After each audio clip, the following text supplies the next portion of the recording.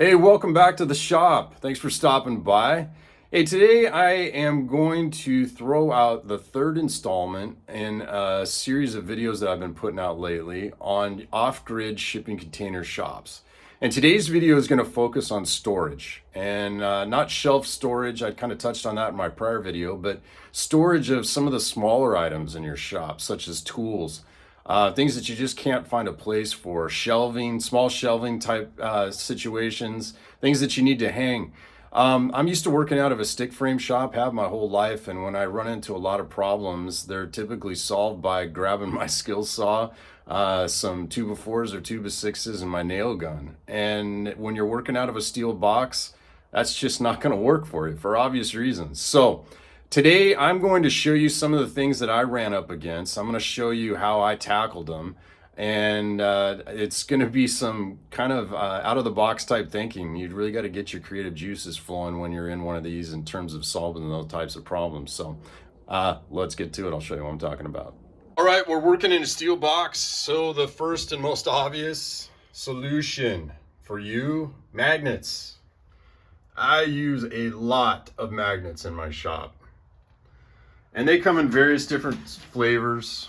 I'll run you through a few of them here. This first one here is rated for 95 pounds. I modified this one. I think I got this from Harbor Freight. Comes with a hole in the middle.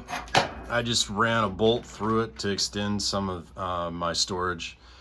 This is another one. Again, I think that's rated for about 95 pounds. This one's rated for about 150. I think that's 65. And then these smaller ones are rated for 5.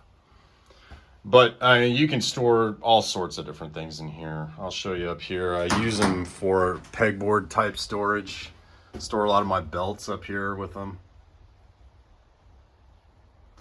But again, this is how I use the extended, some of the things that you can't fit on a smaller hook. But magnets are your friend. I use them everywhere. I'm going to transition into my next storage solution for you, and that's using this magnet here. This is a 150-pound retrieval magnet.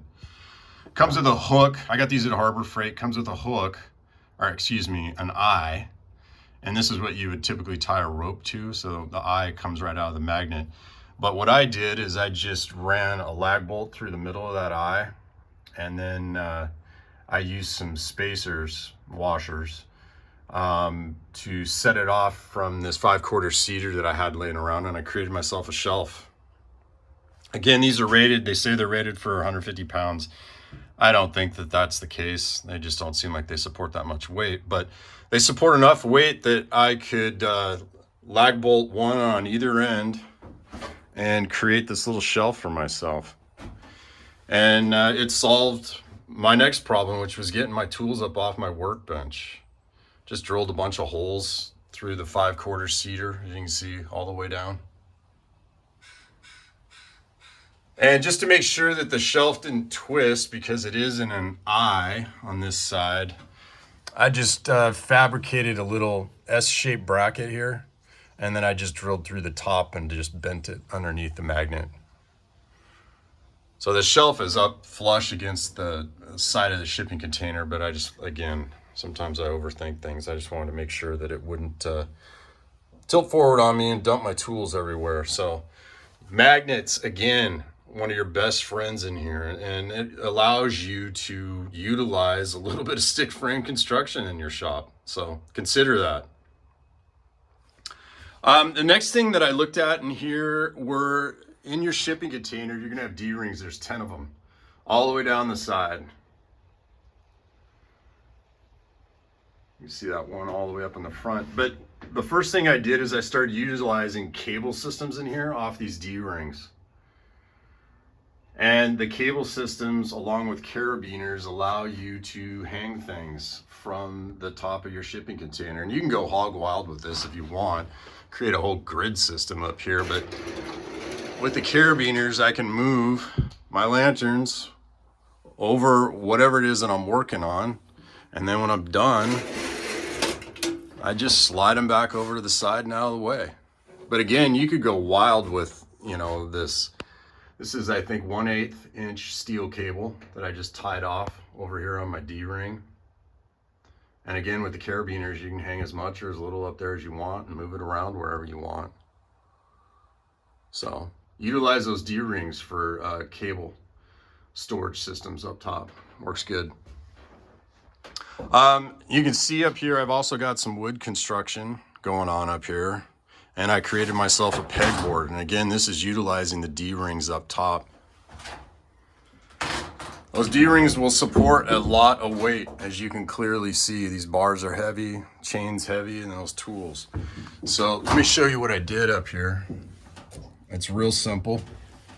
I just took some 2x6s and I screwed a lag screw into the top and just kind of bent them over as needed and hooked them onto the D-rings. And you got to play with it, obviously, to get it to sit flush up against the shipping container. But you run 2 of those 2x6s. There's one on the top, one on the bottom, and then I just screwed pegboard to it. And now you've got pegboard storage in your shipping container. It's that simple. So it allows you to kind of get into some familiar territory if you're used to working in a stick frame shop. Over here, this is just a 2x10, I think, or 2x8. And I just did the same thing. Lag screw up at the top.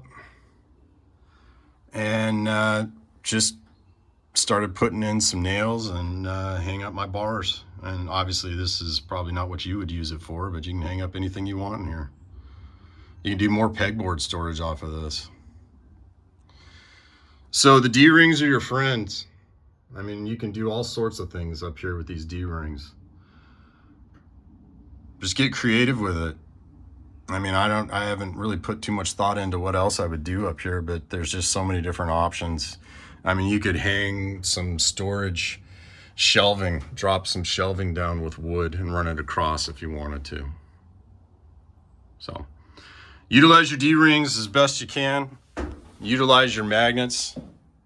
And those are going to be your best friends for you in terms of storage in your shipping container, which allows you, again, to store your tools up off your workbench. That was the biggest thing for me.